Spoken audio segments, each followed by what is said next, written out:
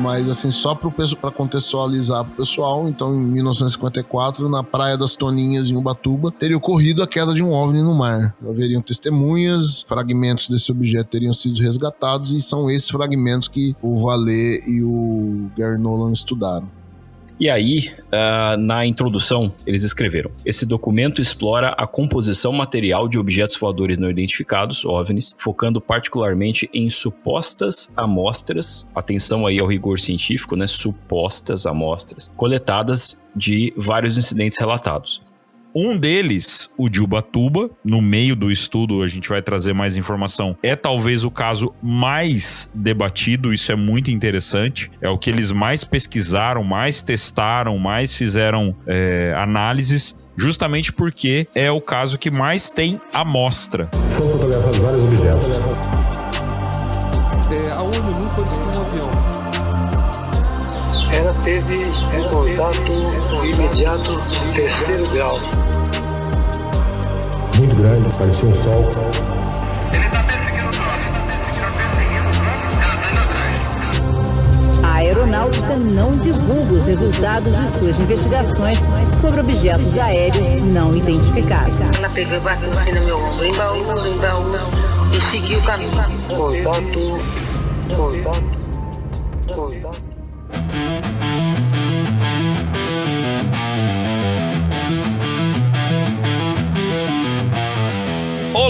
Olá, contatados e contatadas. Sejam bem-vindos e bem-vindas a mais uma edição do O Contato Podcast. O seu podcast de ufologia que toda semana traz fragmentos, quedas, elementos, cálculos e muito mais. Eu sou Vinícius Martins, mas pode me chamar de Vini. E lá, de Jabotica Jauli, Gustavo Cornaccione, o químico de Jaboticabal. Como estás? Rapaz, tem uma coisa que eu não tenho nada a ver, é química, velho. Eu sou a prova que tipo, o ensino brasileiro tem sérios problemas. Porque eu fiquei de recuperação em todos os bimestres dos 3 anos do ensino médio e ainda assim eu fui aprovado, sabe? Então, como é possível? Caraca, todos os bimestres.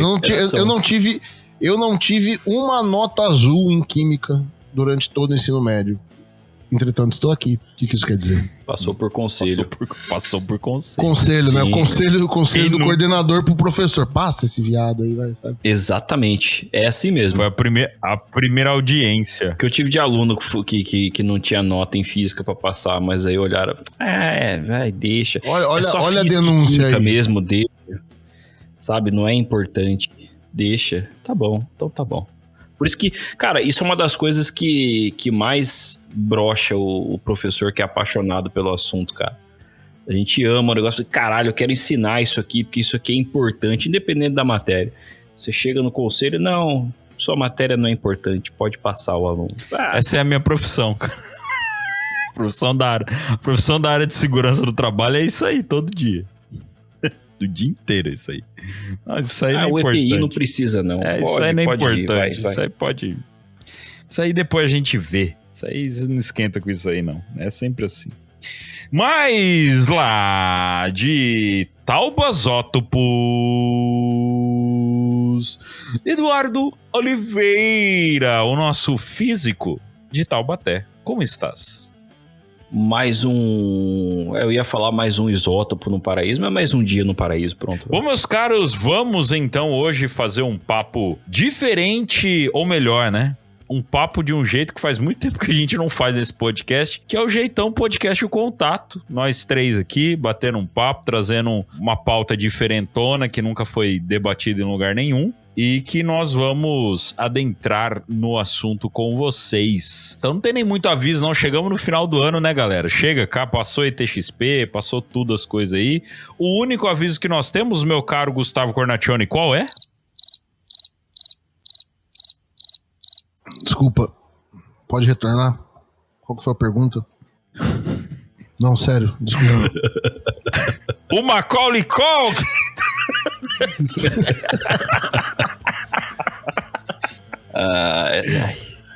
Eu vou confessar uma coisa. Eu estava ouvindo uma mensagem aqui enquanto você estava falando. Eu imagino, né? Ruído oficial, como a CIA manipulou a ufologia, disponível na Amazon, no site da Edições Cosmos e vários outros e-commerces aí para você comprar. Link na descrição. Se você não conhece esse livro, pelo amor de Deus, o que você tá fazendo aqui? E outro recado também. Agora em dezembro, mais uma entrevista internacional no nosso canal no YouTube, hein? Então, se você não segue a gente no YouTube, já segue lá pra ser notificado na hora que sair. Era sobre o livro que era pra eu falar? Era então tá, peraí. Era. Agora deixa quieto. Mas uma dica pra você, se você mora na região aqui de Americana, região de Taubaté e região de Jaboticabal, se você... Sinto muito você mora aqui. Começando por aí. Mas, viu, não tem medo de mandar mensagem pra gente, não. Essa semana eu entreguei um livro em mãos aqui pra um rapaz, o Tony. Um abraço pra ele. E ele veio todo tímido e tal, perguntando do livro. E a gente trocou uma ideia na boa. Eu falei, pô, cara, você é daqui do meu lado, vizinho meu aqui. Nunca mandou uma mensagem pra nós, né? Falando, né, que é daqui de perto. A gente gosta de saber de quem é de perto, tá? Então, se você é de perto da gente aqui, manda mensagem pra gente, né? De repente, numa hora, a gente acaba criando um quórum, né? Uma quantidade legal de pessoas. A gente faz um encontro legal aí de apoiadores com ouvintes e tal, das regiões, né? Da que a gente acaba morando. Essa é uma das vantagens da gente ser de várias regiões, né? Cada um numa região diferente aí. Às vezes a gente pode acabar tendo esse encontro com o pessoal. Chegou o final do ano, né? Não há mais trabalho pra polícia prender, tá? Também. 3 operações diferentes. Chegou o final do ano, os podcasts estão tudo fazendo, né? Os seus encontros aí de final de ano, quem sabe, né? A gente sabendo que tem uma galera mais perto da gente, seria muito legal, né? Poder chamar todo mundo, vir o pessoal lá do Sul, do Nordeste, do Rio de Janeiro, que é onde, né, a principal galera que apoia a gente aí. Mas... Vamos aproveitar essa oportunidade de fazer uma pesquisa, uma enquete. Você que está ouvindo aí este episódio nesse momento, é de São Paulo. Você gostaria de participar de um evento de encontro de ouvintes e o Contato Podcast em São Paulo? Deixe sua resposta nos comentários. Vamos colocar, tipo, onde seria o lugar para você ouvinte que quer encontrar a gente? Onde seria o lugar ideal para você? Aí a gente vai ver ali onde que vai ganhar, né? Mas tem que deixar a pergunta um pouco mais, assim... intimista? Mais específica. Não, mais específica, porque onde você gostaria de encontrar a gente? Vai ter gente zoando. Eu queria encontrar vocês na porra, sabe? Então... Não, deixa. Pode ser também. Pode ser também. Um motel, foi louco. Calma. Pode ser também. Tem problema não, só que fala a cidade. Pode ser qualquer lugar, mas fala a cidade, aí ajuda nós. Mas é só pra gente pensar uma coisa aqui, tá bom? E uma coisa que faz tempo que a gente não fala aqui nesse podcast, nosso grupo de apoiadores, a gente deixa o recado no meio do episódio, mas faz tempo que a gente não vem aqui falar, pô, gente, né? Vem fazer parte do nosso grupo de apoiadores, sempre esperando vocês lá. A gente sempre tá ali conversando, muita coisa acontecendo. Às vezes o grupo tá mais quieto, às vezes ele tá mais agitado. Tem muita gente que entra e não consegue acompanhar o grupo, mas fica ali no grupo de avisos, né? Onde a gente coloca ali todas as notícias. A gente posta muito mais coisa dentro do nosso grupo do que no nosso Instagram ou em qualquer outro lugar, tá? E às vezes vocês ficam sabendo até de coisas antes da gente postar. Vocês acabam sabendo antes dentro do nosso grupo. Beleza? E aquele negócio, o pessoal de ufologia geralmente é mais solitário, né? Não tem muito com quem conversar sobre o assunto. Então vem participar do nosso grupo de apoiadores. O link tá na descrição do episódio. Vamos então, meus caros, a um episódio diferentão sobre fragmentos de OVNIs. É isso mesmo.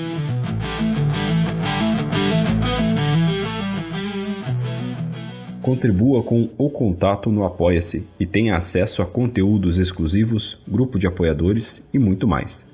apoia.se/O Contato Podcast.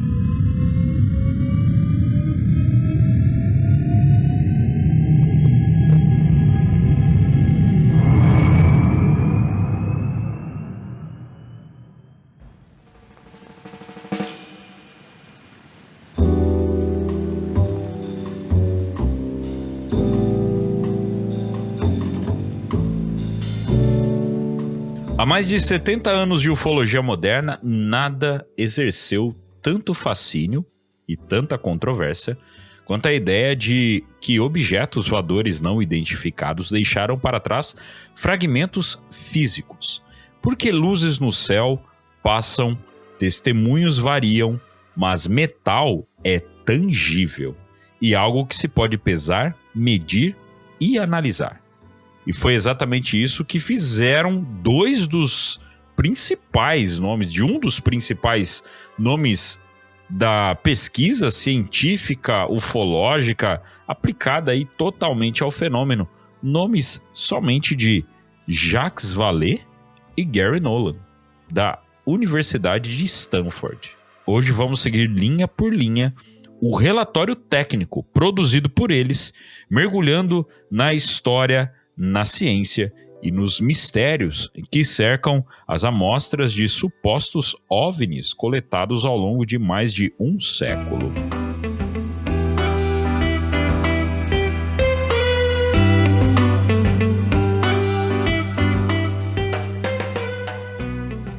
Bom, meus caros, há muito tempo que a gente não faz um papo assim, né? Trazendo uma tese, trazendo um texto, uma pesquisa, porque ufologia, o podcast O Contato tem essa mania de mostrar que a ufologia sai um pouco dos casos e dos relatos.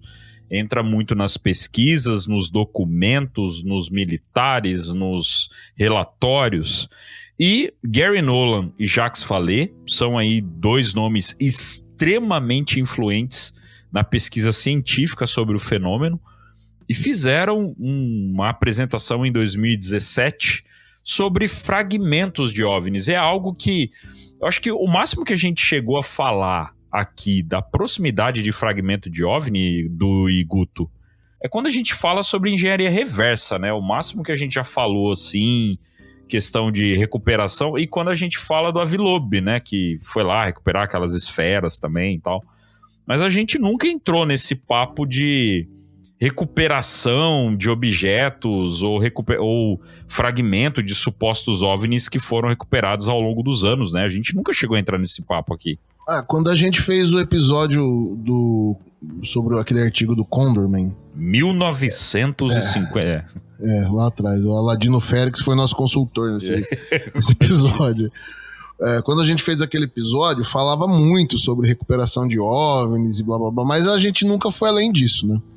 Falar que teve caso de recuperação de OVNI, citamos que o Bigelow tinha objetos ali de Ubatuba, né? E o Vallée também estudou esses objetos, mas sobre os objetos em si, né? Esses fragmentos e esses estudos mesmo, a gente nunca falou. A própria questão do... Acho que a gente... Uma dúvida agora. A gente entrevistou o Gatti, né? A gente entrevistamos o Gatti, de fato foi uma vez. Aí ele participou outras vezes com um bate-papo nosso aqui. Mas o Gatti, acho que foi o caso que a gente chegou mais perto desse tipo de assunto, né? Porque tem questão de implantes, né? Sim, verdade. E aí não é necessariamente um fragmento de OVNI, mas tá relacionado, né? Um objeto físico associado ao assunto da ufologia. Esse tema de hoje é uma palestra do Jacques Vallée e do Gary Nolan. Para quem não conhece o Gary Nolan, ele é um imunologista de Harvard, um cientista muito conhecido, ele já foi até indicado para o Prêmio Nobel. E o cara, assim, tem centenas e centenas de patentes, tem várias empresas, é um milionário, uma pessoa que se tornou milionária fazendo ciência. Muito respeitado, e um cara que também está dentro da bolha ufológica, mas não assistindo de fora. Ele participa da coisa, né? Já realizou... A introdução dele nesse assunto foi quando ele foi contatado pela CIA, acho que pela CIA, pela Força Aérea, para examinar pessoas oficiais, agentes deles, que teriam tido contato com objetos anômalos não identificados, e queria que ele estudasse esses caras, né? O que aconteceu depois com eles, avaliasse os caras. E foi assim que ele entrou nesse assunto. Essa apresentação foi feita em Paris em junho de 2017. E todo esse episódio, então, é baseado na apresentação deles. Muito bem, então é basicamente uma tese. Como a gente sempre gosta de trazer aqui, uma tese, um acadêmico e tal. É basicamente uma tese, depois a gente pode até disponibilizar essa apresentação. Tem até o e-mail do Valei e do Gary Nolan aqui na apresentação. Então, de repente, vale a pena. Quem sabe alguém tenta a sorte, né, em mandar uma mensagem para eles. Bom, o que vocês acham? É interessante a gente trazer a categorização desses objetos ou primeiro a gente acabar citando alguns casos que nós tivemos de objetos? O que vocês acham? Vamos falar primeiro sobre na própria fala do Valei, isso aí. Ele explica por que os metais, né, nesses casos, por que o estudo desses metais importam. O que vocês acham? Vamos lá então. Então, começando com o cara, porque assim, esse episódio eu acho que se tem alguém que tem que falar nesse episódio aqui, é o nosso físico mor. Na hora dele brilhar. Apesar que estamos falando de química, não é tanto física. Ah, não, né? então mas não. É o cara mais... O que pode mais se aproximar de um cientista aqui... Nossa, Eduardo Oliveira. Então, meu caro Eduardo... Por que, meu caro Eduardo Oliveira, esses metais são tão importantes? Bom, acho que a gente pode começar justamente pelo que o próprio Valei e o Nolan escreveram nesse... Eu não sei exatamente se é um artigo, tá? Porque me falta aqui justamente o material. A gente tem os slides aqui que tem todo esse... tem todas as informações que foram apresentadas pelo Valei. É um levantamento que foi feito por ele e pelo Nolan. E eles intitularam de O que sabemos sobre a composição material dos OVNIs. Então esse é o título, tá? E aí, na introdução... Eles escreveram: esse documento explora a composição material de objetos voadores não identificados, OVNIs, focando particularmente em supostas amostras.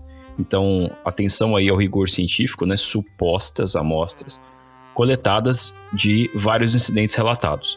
É apresentado um resumo dos materiais de 15 casos notáveis, detalhando suas composições elementares e os contextos de sua aquisição, embora muitas amostras não estejam disponíveis para análise contemporânea. As descobertas especulam sobre a identificação dos materiais, concluindo em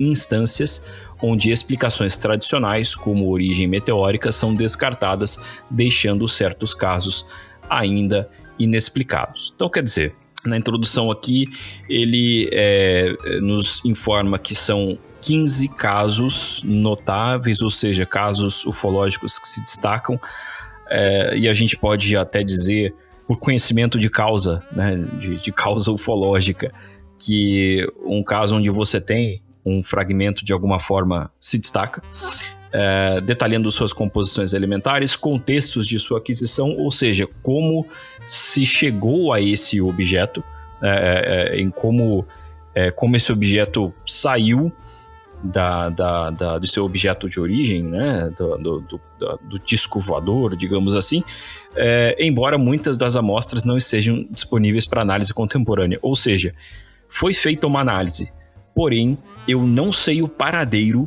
deste material hoje, portanto eu não tenho como fazer análises mais profundas. Mas eu sei que foi analisado, eu tenho o relatório, eu tenho a documentação toda, então eu posso considerar essas informações. E aí ele conclui esse parágrafo dizendo que justamente explicações tradicionais são descartadas.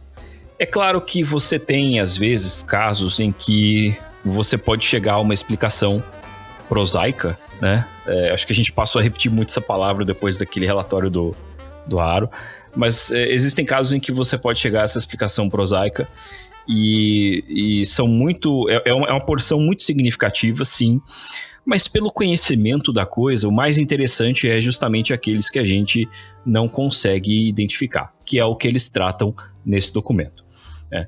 E aí, essa então é parte da introdução, e o Valei abre esse relatório com a afirmação: certos materiais atribuídos ao fenômeno OVNI apresentam razões isotópicas impossíveis dentro da produção industrial terrestre. De novo, certos materiais atribuídos ao fenômeno OVNI apresentam razões isotópicas impossíveis dentro da produção industrial terrestre. Traduzindo, alguns desses materiais que são obtidos por meio de fenômenos ufológicos, eles têm uma proporção de isótopos, a gente já vai chegar no que é um isótopo, que não são possíveis de serem produzidas pelo ser humano. Mas também não são possíveis de ser encontrados na natureza. E também não seriam encontrados na natureza. Sim, justamente.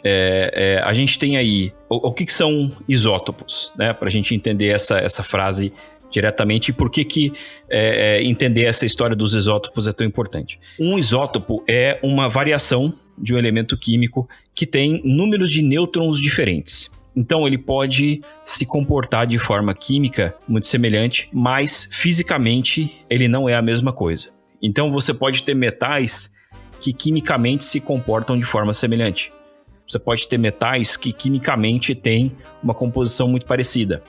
Mas as assinaturas isotópicas mostram que eles não são de fato a mesma coisa e eles podem nos dizer onde e como foram formados. Existem proporções isotópicas que são obtidas naturalmente.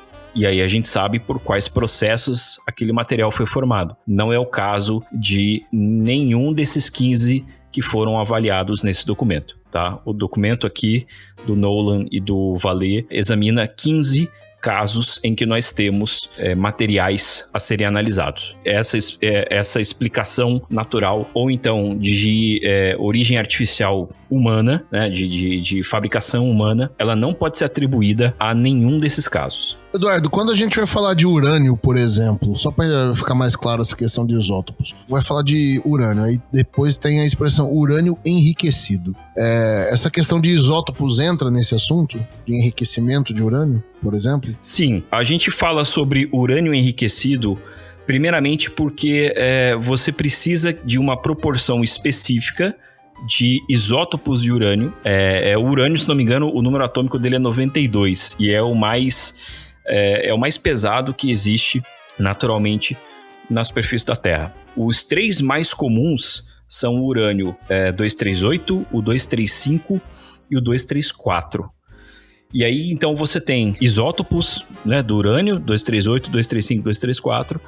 Eles têm o mesmo número de prótons, 92, né, número atômico 92, mas eles têm números de nêutrons diferentes, o que dá a eles massas atômicas diferentes. Então, um material feito de outro isótopo, ele é literalmente mais pesado, porque o núcleo do átomo, ele tem mais nêutrons, então ele também é mais pesado. E aí a história do urânio enriquecido é que o urânio 235, ele é muito importante para a gente fazer combustível nuclear, por exemplo, para usinas nucleares, porque ele pode ser físsil, né? E também para armas nucleares. E aí você precisa justamente separar esse urânio 235 dos outros isótopos. O mais abundante é justamente 238. O 239 já é plutônio, mas e aí já é usado para datação de rochas, mas isso é outra história.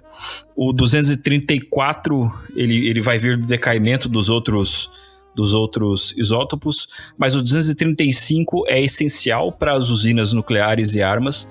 E aí justamente a gente precisa separá-lo dos outros isótopos. E aí que entra a importância das centrífugas, porque a gente precisa que em certa etapa, e aí eu incorro no risco de falar bobagem, mas a gente precisa que em certa etapa do refino, vamos chamar assim, da preparação desse material, ele seja separado nessas centrífugas para que a gente consiga, por meio da força centrífuga, separar o mais pesado do mais leve, e aí então a gente conseguir tirar o urânio 235 para fazer aquilo que a gente precisa. Naturalmente, a concentração, se não me engano, é abaixo de 1%. Isso é muito pouco. E aí você precisa então enriquecer o urânio, ou seja, aumentar a concentração do urânio 235 para 3, 5, 7, 10% para fazer combustível nuclear para usina, para usar em equipamento médico, para fazer arma nuclear e por aí vai. Então a gente precisa refinar, digamos assim, esse material para poder utilizar. É o Contato Podcast ensinando você sobre o que é isótopos e construir uma bomba atômica. Cara, eu adoro. Sim. Eu adoro quando a gente joga o Eduardo nessas fogueiras e ele vai, mano, ele começa a puxar essa informação e não tá na pauta essa porra. Aí você fala assim, não, ele não é químico. Caraca. Aí, ó, toma. Porra, não, cara. Mas isso aqui também não é assim, olha...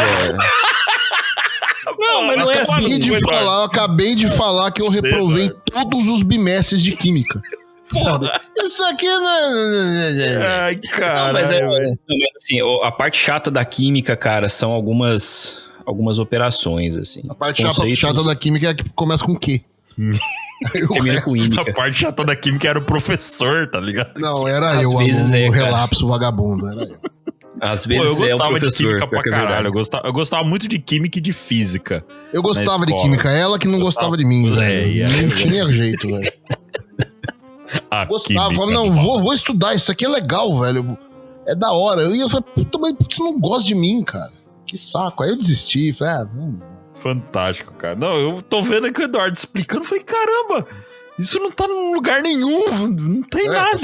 Tô falando de cabeça aí, ó. O cara soltou informação aqui do nada, velho. Isso é louco. Inclusive, no material que foi preparado pelo Nolan e o Valer, e aí a gente já começa a entender qual era o público disso, eles começam justamente com a definição de isótopo, né?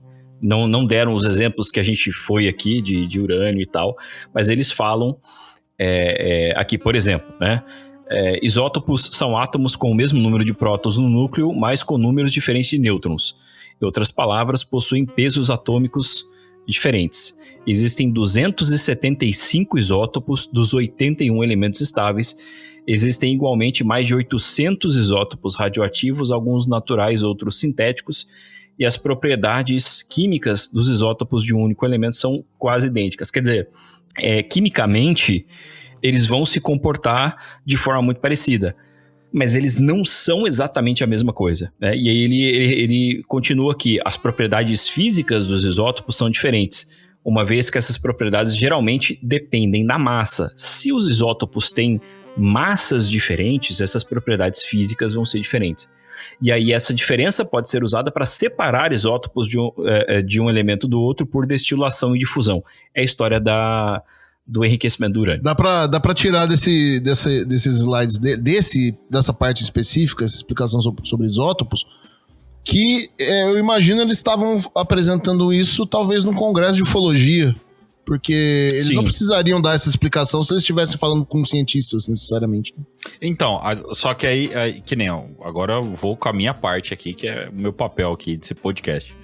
Num dos slides, até descrevendo um pouco os slides pro pessoal entender, quando ele vai começar a falar de isótopos, a imagem que tem é o Homer dos Simpsons, com a camiseta do time de beisebol, né? Que eu acho que tem lá em Springfield. O Springfield Isotopes. E aí até antes da gente começar a gravar, eu não tinha pego a referência, o Guto que explicou pra gente a referência aqui, porque em Springfield é um exemplo, né? O Simpsons, a gente sempre teve aquela imagem, né, do Homer trabalhando numa usina de energia nuclear, né, de enriquecimento de urânio. Trabalhando em termos, né? Mas aí é onde eu acho que talvez na explicação da palestra eles usem sim o exemplo de enriquecimento de urânio nesse momento aqui, para as pessoas poderem entender mais ou menos isso que o Eduardo acabou de explicar pra gente, pra pessoa sacar o que é tal, essa questão de isótopo, porque, cara, é uma coisa que realmente a gente não fala todo tempo.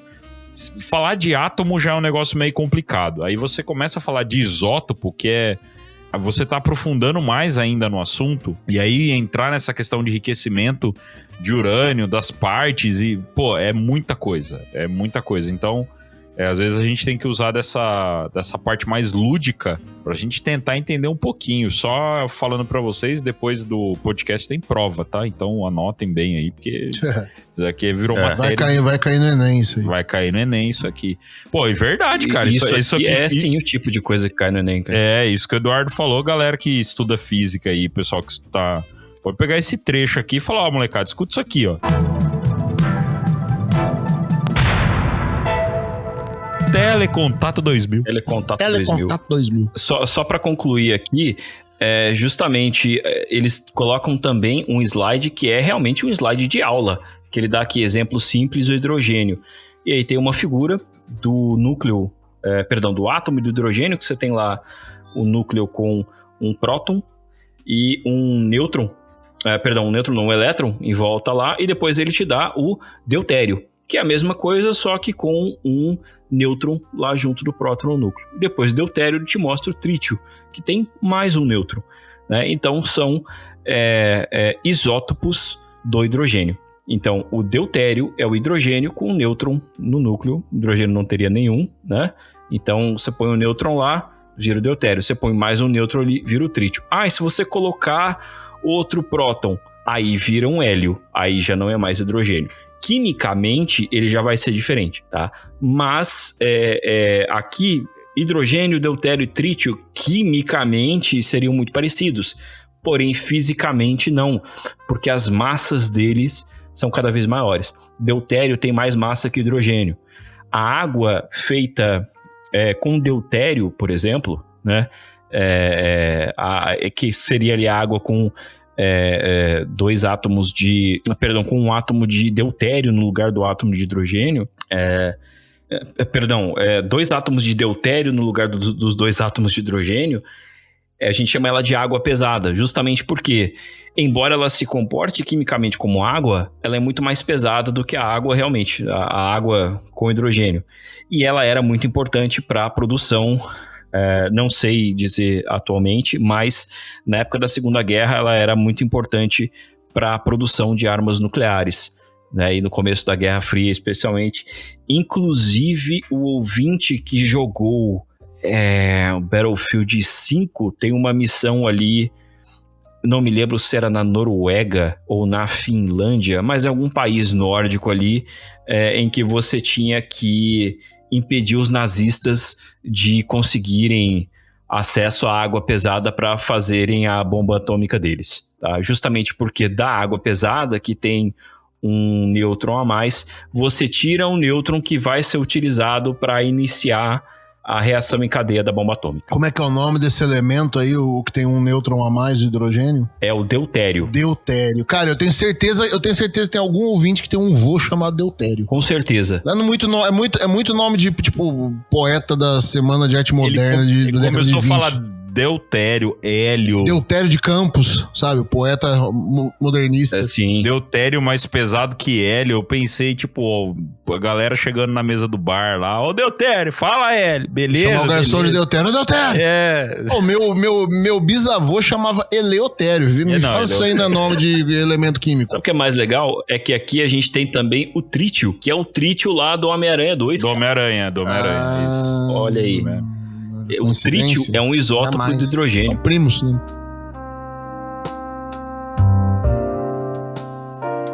Quer conteúdo exclusivo e bastidores do nosso podcast O Contato? Siga a gente nas redes sociais agora mesmo. O link está na descrição do episódio.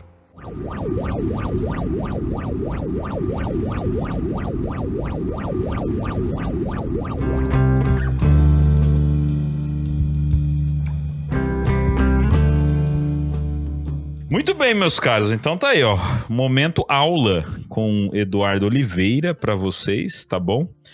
Mas vamos seguindo pra gente poder contextualizar esse ponto aí do motivo dessas coisas. Então, assim, como que categorizava isso, meu caro Gustavo Cornacchione? Porque essas amostras, elas vinham de alguma maneira, né? E existem algumas categorias dessas amostras aí. Tem categoria de coisinha pequena e coisa grande, né?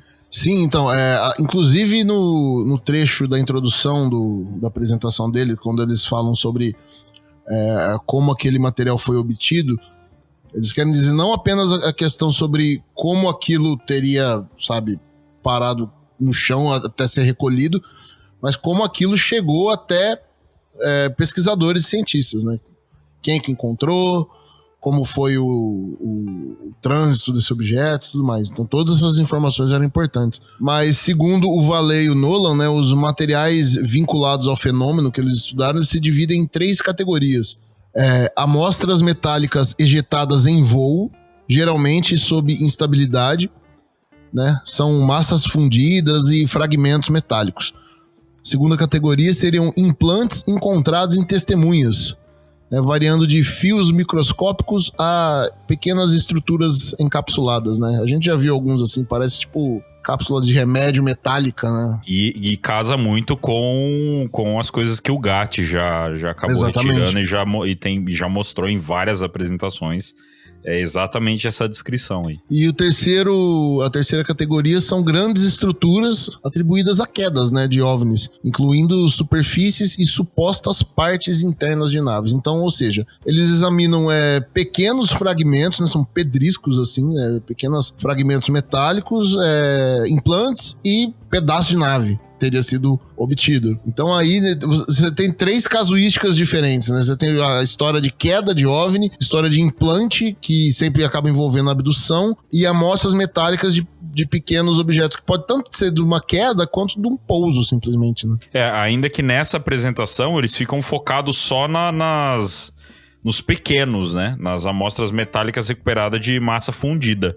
Porque se você, obviamente, pegar de queda de nave, a gente tem... Eles não tiveram acesso a isso, né? Exatamente. Vamos dizer assim, a tal da... Como é que o Tom DeLonge fala? É a lasanha espacial que ele fala. Eu não lembro como que é. Lasanha metálica. Que é o termo que ele usa para aquela composição metálica que ele tem lá, que ele tinha acesso a ela. E não era isso, né, que eles estão pegando. Eles estão pegando ali pequenos fragmentos de possíveis quedas ou possíveis passagens de OVNI, alguma coisa assim. Só que um exemplo, a gente vai trazer para vocês alguns casos que eles citam, né, que são analisados. Um deles é o famoso caso de Ubatuba, que Edson Boaventura tem, né? Supostamente ele tem alguns fragmentos dessa queda desse objeto, só que você só tem fragmento desse objeto, você não tem um pedaço da nave, você tem pequenos fragmentos, pode ser a fuligem, pode ser um fragmento de nada, da pedaço de uma placa daquilo ali, enfim, né? Então, essa análise do Nolan e do Vallée são desses pequenos fragmentos que eu acho que entraria também até aquelas esferas do Aviloeb, só que as esferas são de agora, né? Não são de quando essa apresentação foi feita. Lembrando que essa apresentação foi feita em 2017. Então a Aviloeb nem estava nas paradas ainda, não estava nem botando as caras das pesquisas dele ainda da maneira como está colocando agora. Meu caro Eduardo Oliveira, no meio de suas explicações sobre a questão química e física dos isótopos aí, você consegue colocar pra gente o porquê, então, os isótopos são tão importantes nessa análise? O porquê tanta atenção em cima dos isótopos? E por que não outra coisa no meio desses estudos? Bom, os isótopos, eles são importantes porque, primeiro, como eu tinha comentado, conhecendo os processos naturais e artificiais, os nossos processos de fabricação, digamos assim, e conhecendo a razão de isótopos que existe em uma amostra, a gente pode saber de onde ele veio. A gente pode saber como aquilo foi formado. Ou de onde ele não veio, né? Por eliminação também de onde ele não veio, né? Então, é por isso que quando a gente trata de análises tão fundamentais de amostras das quais nós não sabemos nada, as análises isotópicas são tão importantes assim, porque elas são fundamentais para a gente determinar de onde aquilo veio, como aquele material foi formado. No nosso sistema solar, por exemplo, as razões de isótopos da maior parte dos elementos geralmente não diferem mais do que poucos %. Então, quando você tem uma diferença de isótopos de muitos %, por exemplo, no caso de Ubatuba, que você tem magnésio com mais de 99% de pureza, cara, aquilo foi artificial. Aquilo não foi feito. E, aliás, aquele nível de pureza, especificamente, não era alcançado por nenhum processo artificial nosso naquela época, acho que até hoje não é alcançado. Eu acho, não tenho certeza. Eu vi o Gary Nolan dizendo em entrevistas dele já que assim, seria extremamente difícil e caro, mesmo hoje, conseguir produzir isso. Alguma coisa desse tipo, mesmo que a gente consiga fazer, não significa que ainda não seja um desafio tecnológico, tá? Aliás, o Nolan e o Vallée colocaram na apresentação o seguinte: a separação de isótopos não era viável na Terra antes da década de 40, quando foi desenvolvida para o urânio no Projeto Manhattan. Então, justamente o desenvolvimento desse processo foi dentro do projeto que criou a bomba atômica nos Estados Unidos. E até meados da década de 70, o processo era extremamente complexo e oneroso, para alguns especificamente ainda é.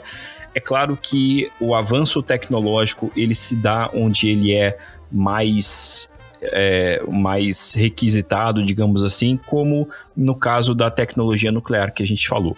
O segundo ponto é que não só a origem desse objeto pode ser identificada através de análise isotópica, como também a data, a idade, digamos assim, dessa amostra. Por exemplo, todo mundo já ouviu falar da datação por carbono. A datação por carbono usa carbono 14 para determinar a idade de materiais orgânicos especificamente, que aí vão até uns 50, 60 mil anos. Depois disso, ela perde precisão. A ideia é que o isótopo carbono 14, que é formado continuamente na atmosfera, quando raios cósmicos bombardeiam o nitrogênio 14. Então a ideia é que esse isótopo ele vai decair, e aí então, analisando a proporção entre o carbono 14 novo, digamos assim, e aquele que já decaiu, você sabe, né, portanto não é mais carbono 14, você sabe qual é a idade daquela amostra. E a meia-vida do carbono 14, eu me lembro disso, é de cerca de 5.730 anos. Então, em 5.730 anos, a quantidade de carbono 14 cai pela metade. E aí, se você sabe, então, a quantidade a proporção desses isótopos, sabendo a meia-vida do carbono 14, você consegue saber a idade disso. Então, se você sabe a meia-vida daquele isótopo que você está examinando, né, se ele é um radioisótopo, se ele decai naturalmente, você pode saber também a idade daquela amostra. Não sei se ficou tão claro quanto a primeira explicação, mas a ideia é que você pode usar um processo de datação por meio dos isótopos também. Então, além de saber a origem, a gente pode saber a idade dessa amostra. É claro que para cada tipo de material vai ser possível um processo ou melhor dizendo, um método de datação diferente. Então o carbono 14 é utilizado justamente para amostras até 50, 60 mil anos. Depois disso ele não é mais confiável, né? Então quando você fala de amostras que têm dezenas de milhões de anos, ou então amostras de um asteroide não foram modificadas por 4 bilhões de anos, desde a formação do sistema solar, por exemplo, cara, aquilo não foi carbono 14, foi outra coisa. Tá? Então não é o mesmo processo de datação.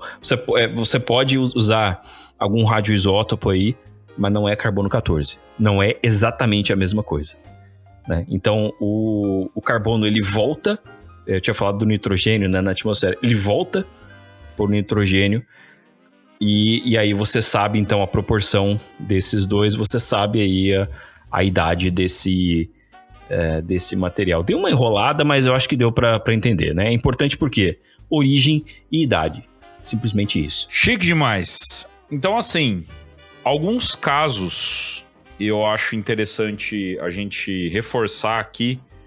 São 15 casos no estudo que eles trazem a atenção. Porém, dos 15 casos, apenas 4 possuem amostras. Os outros são apenas, vamos dizer assim, relatos. São relatos de pessoas que receberam essas informações.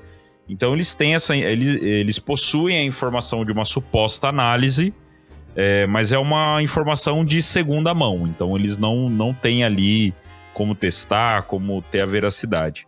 O primeiro ponto que é interessante desse estudo, algo que muita gente não conhece, inclusive eu não conhecia, acabei de conhecer.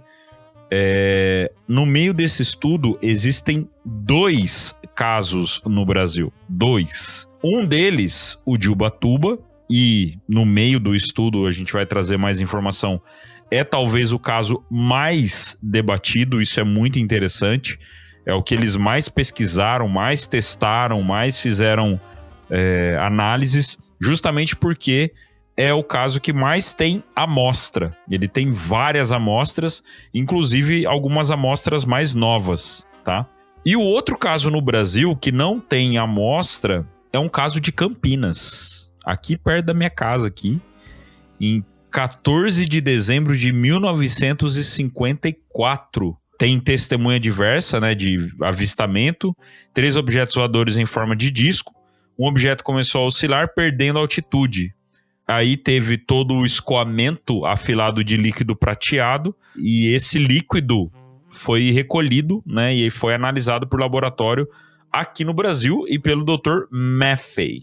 90% foi diagnosticado como estanho e outros elementos. Só que não tem nenhuma amostra disso disponível mais. Então, outro caso no Brasil que tem a possibilidade aí de uma queda, né, de um suposto objeto, e bem aqui pertinho, bem pertinho da gente aqui. Então, esse caso foi em 54, né? O Brasil e a Europa estavam vivendo uma onda ufológica nesse. Exato. Teve muito caso no Brasil em 54. E na Europa também. E a cobertura, se você, ouvinte, tiver curiosidade e for atrás de pesquisar, digitar OVNI Campinas 1954, você vai achar a matéria de jornal sobre isso. Bom, aí só rapidamente vou citar aqui os casos para vocês, tá? Todos eles. Mas não vou adentrar em cada um deles, não. E a gente dá atenção nos que tem análise, né? Os outros deles, nenhum tem análise para o momento. Eles possuem análises da época. Então, alguns colocam ali até a composição do material e tal, mas não tem como comprovar, é somente documento, tá? Então, teve um caso de 1897, 17 de abril de 1897, Aurora, Texas, né? Um objeto, eles conseguiram pegar esse material e avaliar naquela época. Depois você tem um caso em Maury Island. Eu acho que Maury Island seria o que aqui? WA. Maury Island é aquele caso que são os 3 casos ali em 1947. O Maury Island foi o primeiro. Depois, 3 dias depois, o caso do Kenneth Arnold. Sim. E depois o caso do Roswell. Sim. Aí lembra, eu até falo no livro, né? Que matou um cachorro, o cara quebrou o braço. Matou o cachorro, aí teria tido uma operação de resgate desse objeto, um avião teria caído, os oficiais que foram em busca disso teriam morrido, e tem um documento no livro citando essa história. Um documento de 19... Qual livro, Guto? Qual livro? Ruído Oficial. Olha aí. Então tá aí, gente, esse caso de 1947. Depois, 1952... em Washington, D.C., olha aí, também um fragmento. Depois já vem o caso de Campinas, 1954. Depois, um caso na Suécia, né? Eu não vou arriscar falar o nome da cidade aqui, mas em 11 de novembro de 1956, na Suécia. Depois nós temos setembro de 1957, Ubatuba. Então ele a gente vai dar um pouco mais de atenção. 13 de julho de 1967 em Ohio, Maumee, Ohio. Início dos anos 70 no Alasca, né, em Kiana. Depois, 1975 ou 76, esse é um caso que tem fragmento também, de Bogotá, na Colômbia. Caso de 1977, 17 de dezembro de 1977, Council Bluff, no Iowa, tem fragmento também. 1978, Jopala, no México, esse não tem fragmento. Esse não tem data, mas foi um caso que aconteceu em Sierra, esse com 2 amostras em estudo. E aí você tem no verão de 1996, olha que louco, a gente tem caso até mais atual. Em Newark, Ohio, não tem nenhuma amostra. E ainda em 96, em Nevada, também sem amostra. E um último que não tem data, que aconteceu em Gâteau Case, na França. Tá? Não tem data, não tem muita informação. Então, quais são os casos que nós vamos dar um pouco mais de atenção aqui? Caso Ubatuba, de 1957, caso Bogotá, de 1975 ou 76, caso Council Bluff, no Iowa, em 1977, e o caso Sierra, né, que ainda está em aberto a data dele. Mas são esses... Na verdade, não é os casos que a gente vai dar atenção, são os casos que eles separaram para falar na apresentação, né? A gente tá mostrando exatamente o que eles mostraram. Só que ainda na apresentação eles dão detalhes dos casos. Eles vão em cada um deles, que nem o caso de Campinas, eles colocam aqui que teve avistamento, como que foi o objeto, onde que caiu e tal. A gente não vai dar detalhe de cada um desses, senão vai ficar muito comprido o episódio e essa não é a nossa intenção.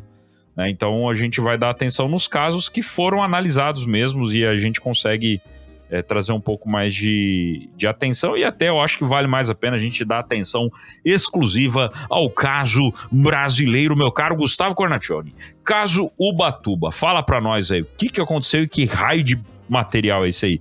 Tinha que estar com o nosso caro Edson Boaventura pra falar sobre isso aqui. Pois né? Será que isso vai acontecer logo? Esse era o cara pra falar do caso Ubatuba, né? Mas, enfim. Vamos lá, meu caro Gustavo Cornacchione. Bom, o caso Ubatuba, 7 de setembro de 1957, ele continua sendo até hoje um dos casos mais estudados da história da ufologia química. Olha só, talvez eu gostaria mais de química na escola se tivesse esse nome. E um dos mais intrigantes. E esse episódio, ele começa, parece ficção. Tinha um colunista social muito famoso da época, nos anos 50, Ibrahim Suede. Ele recebe uma carta com 3 fragmentos de metal. Então, um colunista social recebeu uma carta com 3 fragmentos de metal. Essa carta descrevia um disco que mergulhou no mar e explodiu. Esses fragmentos eles foram parar nas mãos do médico e pesquisador Dr. Olavo Fontes, que iniciou uma pesquisa científica e burocrática, né? Que acabou, assim, atravessando fronteiras e indo longe. O processo foi tão complexo que, ao longo dos anos, amostras foram perdidas pelo governo brasileiro, outras foram destruídas em laboratórios dos Estados Unidos, uma foi roubada dentro de Stanford e 2 reapareceram em 2016 na Argentina. Então, olha a novela rocambolesca que é esse caso, né? Sejam lá quantas amostras tinham, você vê aí que foram para vários lugares, né? O governo brasileiro teve algumas, laboratório nos Estados Unidos, a Universidade de Stanford, então dividiram bem isso aí. Você já assistiu aquele filme Meninas Malvadas, da Lindsay Lohan? Se eu disser que sim, eu estarei mentindo. Ô, louco. Se eu disser que não, também. Pra quem já assistiu esse filme, vai entender a referência. No final do filme... eu tô falando no final do filme sim, porque o filme é antigo pra caramba. Já. As meninas malvadas já são velhas, malvadas já. No final do... É Meninas Malvadas ou Meninas Selvagens? Eu não lembro. Mas Meninas Malvadas. Meninas Malvadas, né, Eduardo? Isso, as quartas usamos rosa. Isso, muito obrigado. 3 de outubro. Isso, muito obrigado. É isso aí. E lá se foi a minha... Um pouco de respeito que as pessoas... um pouco de respeito que cara, ainda acabou Meninas agora. Malvadas é um filme... Que é isso, cara. Para com isso. Ninguém Meninas Malvadas é um filme que, se tiver passando, eu paro pra assistir. E recentemente eu assisti os 2. O musical, que é uma porcaria. Tá. E por que você fez isso? Porque eu queria saber como é que era. Porque eu gosto do filme, entendeu? Eu gosto do filme. E quem falar que não gosta tá mentindo. A gente acabou de provar isso aqui. Mas enfim. O que era o assunto mesmo? Olha o exemplo que eu vou dar. O assunto foi que o Vini confundiu com Garotas Selvagens, que é outro filme, cara. É outro tipo de filme. Não assistam com crianças por perto. Cuidado. No final do Meninas Malvadas, a Lindsay Lohan, ela recebe uma coroa da rainha do baile. E ela começa a quebrar essa coroa e jogar pra todo mundo, velho. Ela quebra pedaço dessa coroa e essa coroa parece que ela brota o tanto de pedaço que ela joga pra todo mundo. Foi esse fragmento de Ubatuba aí, tá ligado? Velho. A coroa dela era feita do fragmento de Ubatuba. Os caras jogou pra todo lado, todo mundo perdeu o fragmento. A referência de um filme da Lindsay Lohan era essa. Era essa. Tá bom. Era essa. Tá, mas eu entendi a Mas referência. você pegou... todo mundo pegou a referência. Vocês não vêm pro meu lado. Vocês pegaram a referência. Continue, meu caro. Agora eu passo o negócio vai ficando mais químico aqui. Eu vou passar a bola pro Eduardo, né? Porque, pô, pelo amor de Deus. Bom, realmente, inclusive eu falei na... Eu me corto, né? Vocês já perceberam? O Guto também te corta. Como se não bastasse eu te cortar. Eu me corto, assim. Inclusive, o meu psiquiatra ouviu um episódio nosso, ele ficou preocupado. Bom, realmente esse caso é uma novela muito, muito rocambolesca, especialmente a pesquisa dele, né? A amostra que some aqui, aparece em outro lugar e tá nos Estados Unidos, aí apareceu na Argentina e enfim. Agora, a questão é que foi feita análise desses fragmentos, né? Inclusive as análises isotópicas, como a gente estava falando. E aí, a gente tem a amostra A e a amostra B. A amostra A tem razões isotópicas semelhantes às terrestres, tá? Então, algo semelhante ao que nós encontramos na Terra, ok. A amostra B tem razões isotópicas fortemente diferentes, especialmente de magnésio 25 e 26. Esse desvio dessa proporção é tão grande que, segundo os autores, nenhuma fundição ou processo industrial comum produziria algo nesse tipo. Então, o nível de pureza da proporção ali de magnésio dessas amostras é justamente o ponto que chama atenção. Ele é superior a 99,8%. E aí existe, conforme foi colocado no material que foi apresentado pelo Valê, existe uma entrevista pessoal com o Olavo Fontes e existe uma análise que foi confirmada pelo Dr. Sturrock, de Stanford, e laboratórios do governo francês. E ele dá mais detalhes a respeito disso na seção de referências desse material. Tá? São múltiplas amostras disponíveis e relatórios de análises em primeira mão, e existem discussões contínuas sobre a data do qual esse material teria sido produzido, mas elas colocam entre 1933 e 1934. Sobre essa questão do magnésio, só um segundo, porque o Gary Nolan, ele falou no programa do Joe Rogan, e assim, eu quero trazer isso até pro Eduardo elucidar melhor, porque essa fala dele sempre chamou minha atenção, e agora eu tenho a oportunidade de perguntar para quem sabe. No episódio do Joe Rogan, ele fala sobre essa questão do magnésio especificamente, ele diz que esse processo, palavras dele, teria exigido cerca de 900 anos de bombardeamento por nêutrons, no nível de uma bomba atômica explodindo a cada poucos segundos, para chegar nesse nível. Ele tá exagerando muito ou faz sentido isso que ele tá falando? O bombardeamento de nêutrons que o Nolan fala, ele está associado a esse processo de fissão nuclear, né? Seja para produção de energia ou para armas nucleares. Eu não, da forma que eu entendo, ele não é exatamente o método direto para separação de isótopos, ele é mais para realmente causar a quebra de um núcleo atômico específico, né? Pelo processo da fissão.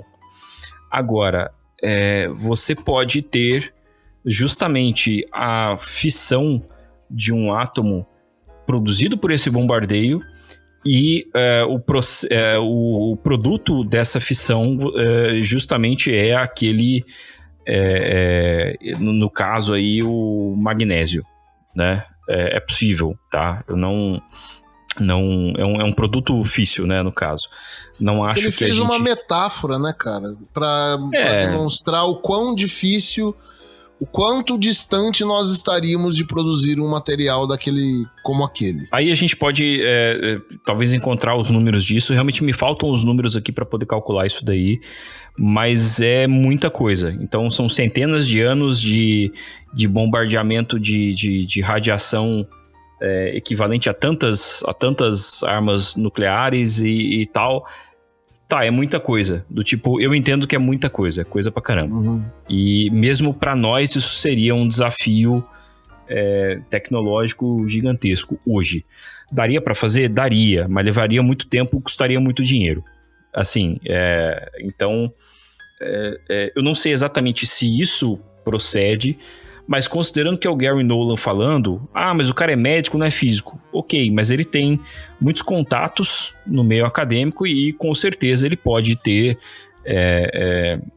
um físico de confiança ali, né, academicamente falando, um cara que realmente saiba o que está fazendo, que possa trazer uma estimativa desse tipo para ele.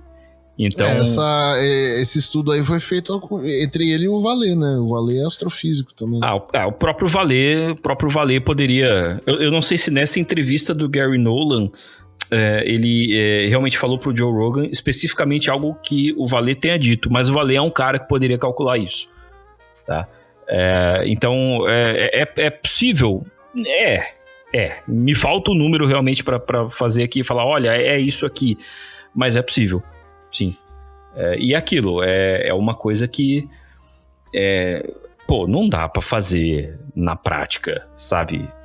É uma questão de engenharia, não é mais uma questão de física. O processo para ser feito, a gente entende como mas aí nos falta recurso para colocar isso em prática e produzir esse material, sabe? É uma coisa assim, não é porque eu sei como funciona a matemática, a física matemática de um buraco de minhoca que eu tenho energia suficiente para abrir um. O que ele fala assim, como se você tivesse que bombardear com a energia de uma bomba atômica a cada segundo por 900 anos. É muita coisa. Então, pelo amor... É muita coisa, cara. Um outro detalhe importante sobre essas amostras é que elas têm muito silício e sódio que são coerentes com os testemunhos de explosão sobre o mar. Então, até essa contaminação das amostras confirma o que foi relatado. Então, você tem aí silício da areia, né? Sódio do sal ali do mar nessas amostras. Inclusive, existem outros elementos que são... existem traços desses elementos que são indicados também na apresentação, como manganês, alumínio e por aí vai, estrôncio, mas realmente o que chama a atenção é essa questão do magnésio, né, que tem essa pureza inalcançável mesmo artificialmente. Sobre o caso Ubatuba, assim, merece um episódio só sobre ele, né? Mas assim, só para contextualizar pro pessoal, então em 1954, na Praia das Toninhas, em Ubatuba, teria ocorrido a queda de um OVNI no mar. Haveriam testemunhas e fragmentos desse objeto teriam sido resgatados, e são esses fragmentos que o Vallée e o Gary Nolan estudaram. Aí posteriormente, a gente faz um episódio completo sobre o caso de Ubatuba, porque merece, tem muita história sobre ele. Bom, dando andamento, os outros casos que nós tivemos aqui com o material. Então, em Bogotá, 1975 ou 76, como que foi o caso?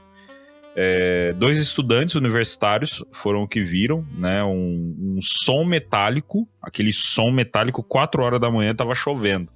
E aí foi observado um disco de aproximadamente 3,6 metros de diâmetro em adversidades, né?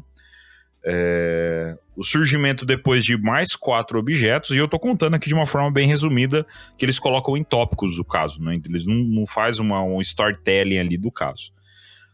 E teve ali o esguicho de líquido ejetado. Quando eles falam de esguicho de líquido ejetado, o que eu imagino? Eu imagino assim, um objeto que ele tá voando. Medo do que você imagina. Calma, cara, pelo amor de Deus. O objeto ele tá voando e... Idiota. Eu não sei se vocês já viram escória de material derretido, de metal derretido em siderurgia. Eu não sabia que tinha esse nome. Não sabia escória, que tinha esse nome. Escória. Quando você... Às vezes quando aparece aquelas propagandas de tipo, a indústria brasileira e não sei o que, geralmente eles colocam a siderurgia como exemplo. Uhum. Sim.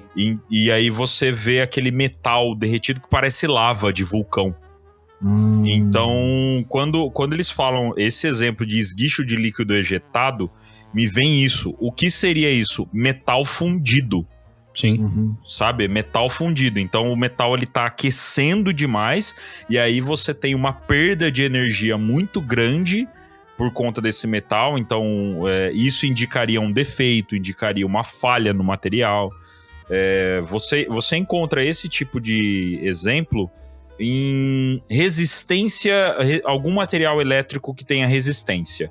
Se você aquecer ele demais, o metal derrete e ele vira esse líquido ejetado aí. É isso que tá me vindo na cabeça, tá? Eu acho que foi na série do Projeto Blue Book, ou então foi naquela série do Arquivos Extraterrestres do History Channel mesmo, que eles fizeram uma reconstituição do caso de Maury Island.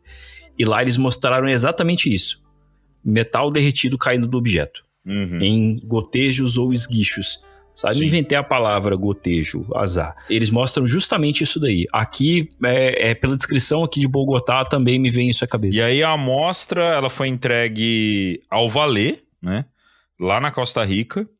E a análise foi feita pelo Valê e pelo... É o Hal Puthoff. É o Hal Puthoff, né? Envolvido nessa história. E aí a composição dele é de 93,72% de alumínio, né? E como que seria isso aqui, Eduardo? Esse P igual 4,75? É ferro 0,91 e P eu não sei. É o fósforo. Eles colocam o símbolo, né, na tabela periódica, mas é o fósforo. Então seria 93% de alumínio, 4,75% de fósforo e 0,91% de ferro. Só fazer um comentário breve aqui, justamente nesse caso, a referência aqui é a Universidade do Texas em Austin. A Universidade do Texas, ela tem um laboratório de materiais que é referência nacional, obviamente, mas em vários países. Então, não vou dizer que é uma referência assim, mundial, porque existem muitos laboratórios de materiais voltados para metalurgia no mundo que são muito bons, porque, né, metalurgia tem uma indústria, envolve economia e tal, então aí existe um investimento pesado. Mas a Universidade do Texas tem um laboratório de materiais de metalurgia muito bom, tá? E eu acho razoavelmente possível que essa análise tenha sido feita especificamente nesse laboratório, tá? Sim. Assim como, se não me engano, do caso de Ubatuba, um dos fragmentos teria sido analisado lá na Universidade do Texas também, neste laboratório. Então a gente está falando de um dos laboratórios mais adequados do mundo para fazer esse tipo de análise, tá? Não é tipo o Eduardo com um multímetro e uma pinça na oficina de casa. Não, a gente está falando de coisa de ponta, realmente. Bom, e aí, seguindo, o outro caso que nós temos é o caso de Council Bluffs, no Iowa, né? É outro caso que tem um fragmento. Esse de Bogotá tem foto desse fragmento, até eles fazem uma comparação com uma moeda. Eu acho que é um níquel que eles estão fazendo a comparação com ele. Esse de Council Bluffs aconteceu em 17 de dezembro de 1977. 11 testemunhas. Olha, então assim, são casos que dá até para cada caso aqui a gente fazer um episódio sobre eles e dar mais detalhes. Esse de Council Bluffs, por exemplo, é um avistamento coletivo. A gente já pode considerar avistamento coletivo facilmente. O objeto vermelho pairando com luzes ao redor, metal ejetado mais uma vez, caindo em dique derretido por horas. Não sei o que seria esse termo caindo em dique. A polícia e investigadores foram imediatamente no local, tá? Amostras que não foram fornecidas pelos investigadores do caso e foi levado em custódia, né, a essas amostras. Mas essas amostras, elas eram uma grande quantidade de amostra, tá? As explicações clássicas foram descartadas após a investigação. O principal componente desse material era o ferro, tá? Outros elementos que foram encontrados: níquel, cromo, manganês, silício e titânio. Se você pegar um eletrodo de solda, um eletrodo para solda, eu posso estar tá errado, mas se eu não me engano, é exatamente essa composição, tá? Ferro, níquel, cromo, manganês, silício e titânio. Por que eu falo isso? Na área da segurança do trabalho, a gente tem que fazer uma avaliação química para todo profissional que faz solda de gás. Então, o profissional que ele solda com eletrodo, a gente faz uma avaliação de quanto desse metal, né, de quanto isso o profissional está respirando. E geralmente, na bomba de amostragem que a gente coloca no profissional, são esses os elementos. O único que a gente não pega é titânio, é o único. Mas ferro, níquel, cromo, manganês e silício, eu tenho 95% de certeza que a gente faz a análise, tá? Então, entra muito nessa questão de material de solda, material de junção metálica que está derretendo. Isso é bem coerente, bem interessante. E entra nisso que o Eduardo falou, do material acabar indo para uma instituição que é específica de siderurgia para se fazer esse tipo de análise. É bem interessante.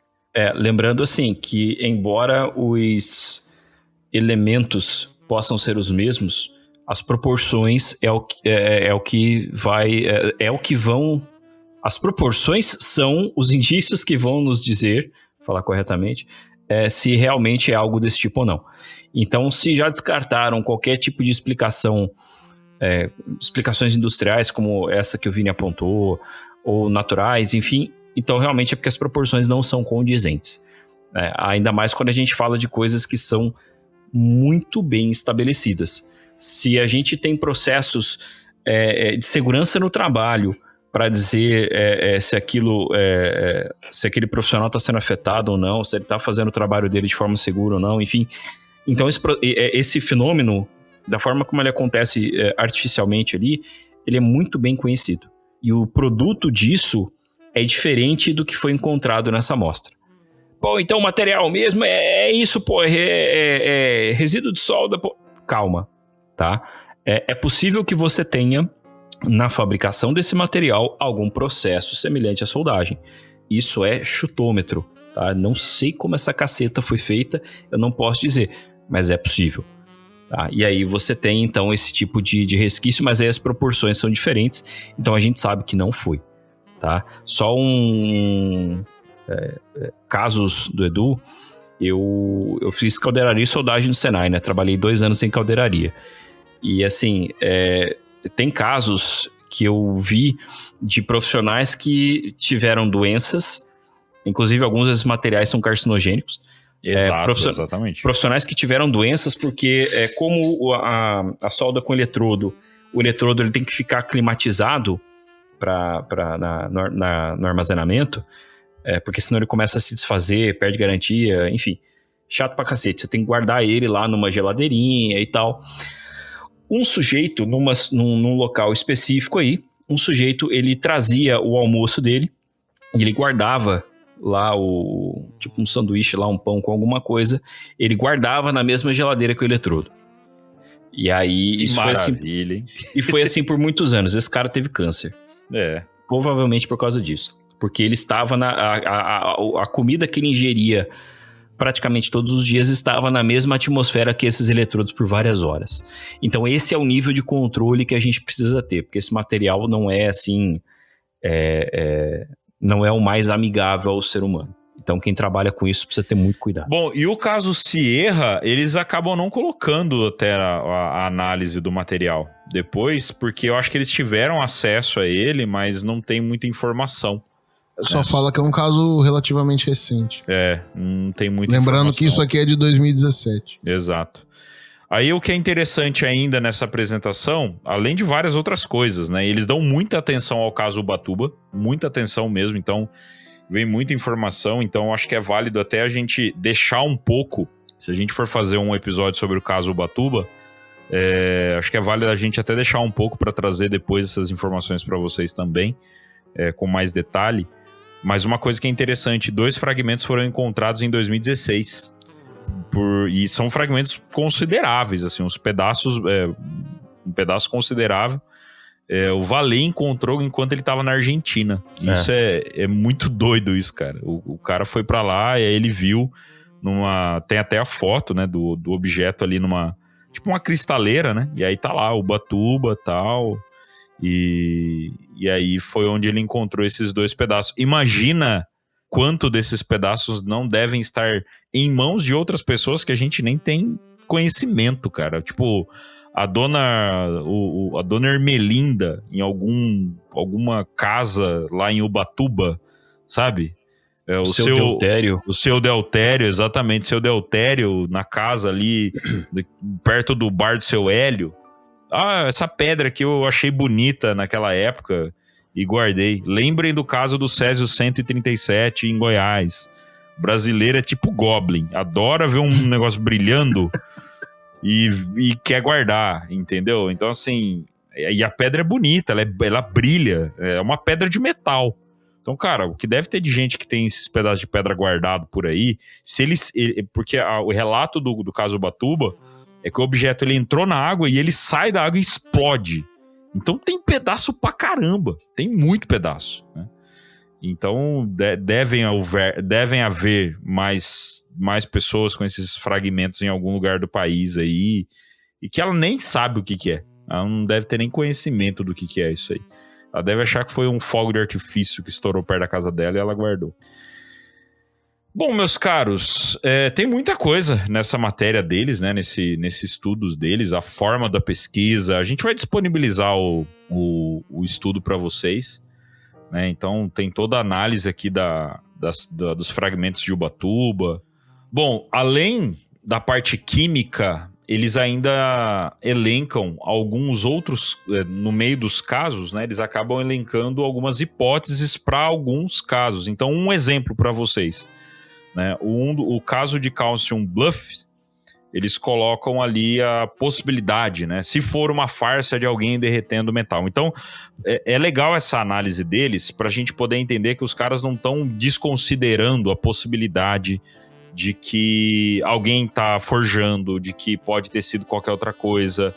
Eles não estão desconsiderando nada disso, eles consideram tudo. E aí, por exemplo, o caso de Council Bluff. Aí era alguém derretendo algum metal? Eles colocam ali uma conclusão. Não é uma farsa. Por quê? Porque eles colocam ali toda a questão do gerente da fábrica, né? Que o ponto de fusão do aço carbono é de 2.500 graus Fahrenheit, então não teria como derreter daquela forma, enfim, tá? Então, é um documento bem completo, que a gente vai deixar disponibilizado para vocês darem uma olhada, né? E ir um pouco mais a fundo nesse estudo, porque ele é bem técnico. É uma questão bem técnica e a gente foi bem a fundo aqui na questão técnica dele aqui. Tá? Tem gráfico, tem questão química, enfim, tem bastante coisa. Tem várias figuras, né?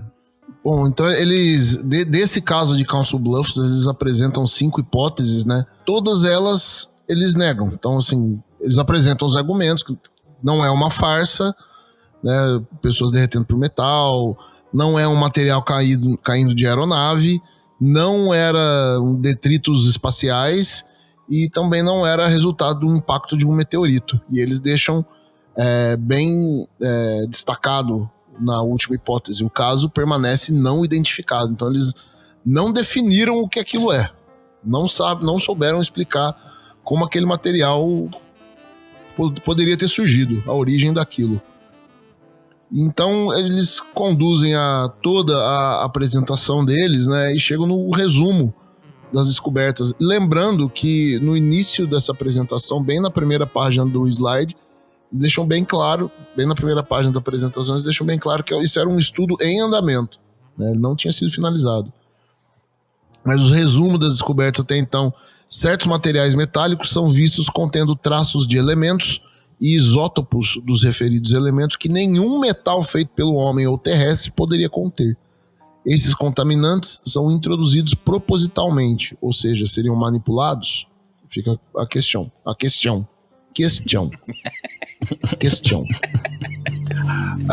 O segundo ponto. A análise técnica necessita de ampliações por meio de uso de diversos instrumentos para se chegar a tabelas de composição mais precisas. nenhuma análise por um único instrumento ou método é totalmente confiável. Ou seja, eles estão reconhecendo que o estudo deles não é o suficiente. Precisaria de mais estudos com outros equipamentos e instrumentos até, aliás. Terceiro ponto, eles assumem que eles planejavam um programa bem intenso de busca de amostras adicionais a fim de obter uma visão geral de todo o problema. Então, assumem que eles vão buscar mais dessas amostras. E o último ponto, eles deixam isso até grifado em vermelho, destacado no slide. Razões anormais de isótopos não significa origem extraterrestre. Então, isso é uma parte extremamente importante da apresentação deles. Estão dizendo, olha, isso aqui não foi feito pelo homem e não é natural na Terra. Quem fez? Não sei. É uma postura bem, agnóstica, né? Você não nega, mas não acredita ao mesmo tempo. Eles não estão afirmando que é extraterrestre. Eles estão dizendo, olha, isso não é daqui. Isso não é normal. E essa é assim que eles finalizam essa apresentação deles em Paris em 2017. Eu acho que essa postura é justamente a postura que a gente esperaria de um acadêmico fazendo um trabalho acadêmico, justamente.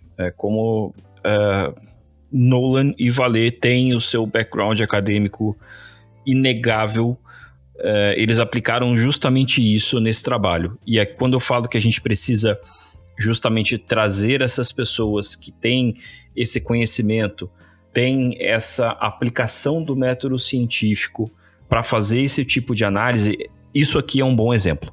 Tá? Então existe ali acesso a documentos de análise de materiais, eles não tinham os materiais. Existem alguns casos em que eles têm os materiais, eles estão sendo analisados, e outros, os dois. Então, você tem um pouco de tudo ali, e eles vão apresentando e comparando isso com algumas hipóteses para tentar explicar. É aquilo que eu tinha falado no começo, o que realmente é interessante para a gente aqui é aquilo que não pode ser explicado de forma prosaica, é justamente aquilo que a gente não sabe de onde veio, não sabe como foi feito, não sabe como foi parar ali. E são esses casos que são expostos nessa apresentação. A gente não sabe em qual ocasião específica essa apresentação foi feita, ou qual era o público específico, mas com algumas alterações eu veria isso aqui, por exemplo, sendo apresentado em uma universidade, num grupo ali de engenharia de materiais, por exemplo. Tá? Isso aqui tem muito cara com as devidas alterações, mas de um seminário de um aluno de engenharia de materiais. Olha isso aqui que legal. E o cara vai lá e apresenta como foi feito. E é realmente um trabalho acadêmico. Isso aqui são os slides de um trabalho acadêmico. Você tem aqui todas as referências, você tem uma introdução, você tem uma conclusão, você tem tudo aqui. Tudo feito. A gente não tem o artigo propriamente dito, mas a estrutura como é apresentado no slide e os autores, com certeza existe o artigo disso. E a gente vai deixar aí os slides para você no link aí na descrição, para você ter uma noção exatamente disso que eu estou falando. E eu acho que é disso aqui que a gente precisa, justamente acadêmicos que olhem para isso e falam, realmente, isso aqui, essa análise foi feita da forma adequada, e a gente não sabe o que é isso. Ou então alguém que olhe, sei lá, caso tal, tem aqui esse fragmento, foi feita essa análise, porém, essa análise não foi feita de forma adequada por tal motivo, então esse resultado ele não é confiável. Pronto, e isso vai aos poucos balizando a gente para um entendimento melhor do fenômeno. E aí não é uma questão de falar que é ET, que é interdimensional. Não é uma conversa desse tipo. Não, é um papo técnico, realmente, de a gente pegar e analisar da forma mais científica, eu acho que realmente é a palavra mais adequada, da forma mais científica possível o material que a gente tem. Então a gente tem aí comparação desses, em alguns casos aí, comparação desses resultados com os relatos. Por exemplo, no caso de Ubatuba, ele fala ali que existem traços de outros elementos químicos que são condizentes com os relatos, né, de que ele explodiu ali na praia e tal. Então, você pode também validar relatos a partir disso. Eu acho que é disso daí que a gente precisa. Esse caso, esse estudo deles, tipo, uma parte 2 disso aí nunca apareceu, ou a conclusão, né? Porque eles deixam bem claro no início dos slides lá que é um trabalho em andamento. Faz muito tempo que eu vi esses slides aí, já encontrei. E se tivesse a finalização deles, acho que eu já teria trombado com isso aí, porque muita gente já publicou. E são 2 caras muito em evidência, né? Então, a impressão que eu tenho é que isso aí foi em 2017, 8 anos atrás. Eles não necessariamente terminaram. Talvez eles ainda estejam... Essa pesquisa ainda esteja em andamento até hoje. É possível. E o podcast O Contato também tem os seus apoios. Procure no YouTube CIPEX, Caminhos do Insólito, e conheça o belo trabalho do nosso professor e amigo Carlos Alberto Machado. E também procure no YouTube Portal Fenômeno e acompanhe o grande trabalho do pesquisador e amigo Jackson Camargo.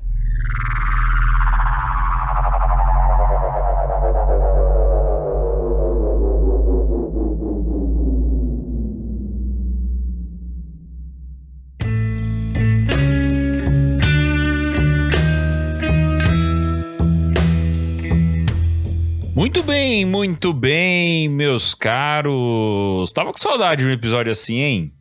Tem uma tese acadêmica, vendo Eduardo explicando, Guto filosofando.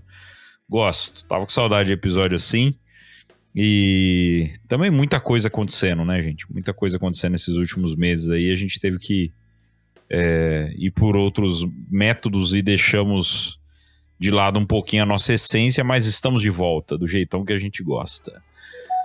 E chegando no final do ano, né? Chegamos aí final do ano, último mês do ano já. Estamos caminhando para os finalmente e fiquem de olho que teremos episódios bem especiais aí até o final do ano para vocês. Tá certo?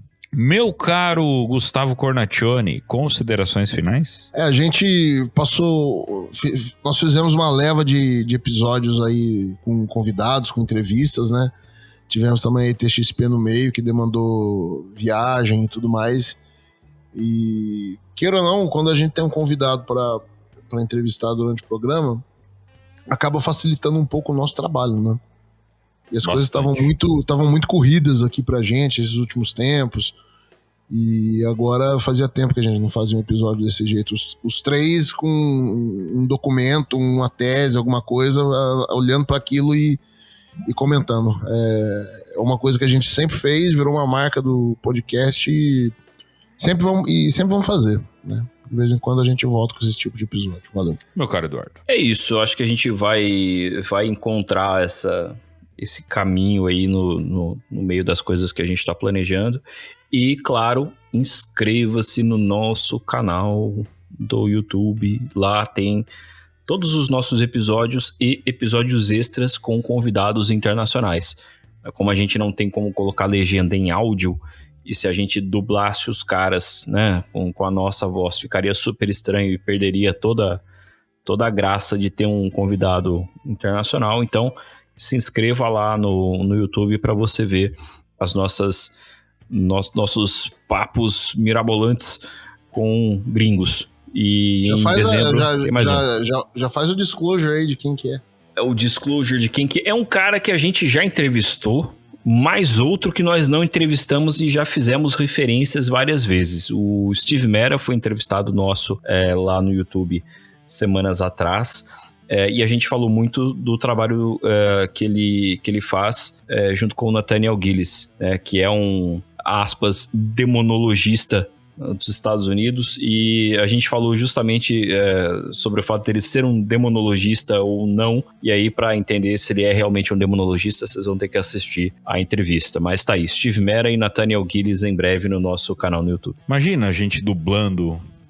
Eu queria fazer a dublagem do Jeff. Aí ia pegar, mandando assim: eu estava vendo aquele objeto vermelho sobre o campo de futebol. Quando eu olhei e falei: meu Deus do céu, ele está se aproximando. Eu gostaria de dublar já com aquelas vozes do Discovery. Sempre tem um velho, parece assim... Eu estava cuidando do meu caminhão. De repente chegaram os tiras, sabe? Sempre tem um cara assim. Ele fala uma cadência torta que não faz sentido.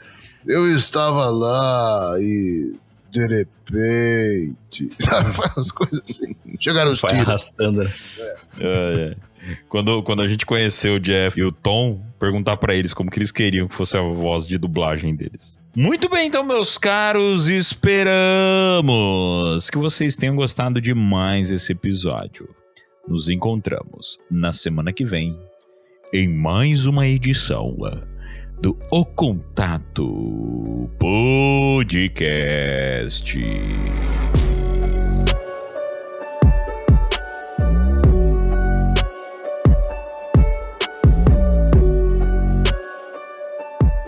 Bom, a gente pode começar com o que foi escrito. Só um segundinho, gente. Só um segundinho.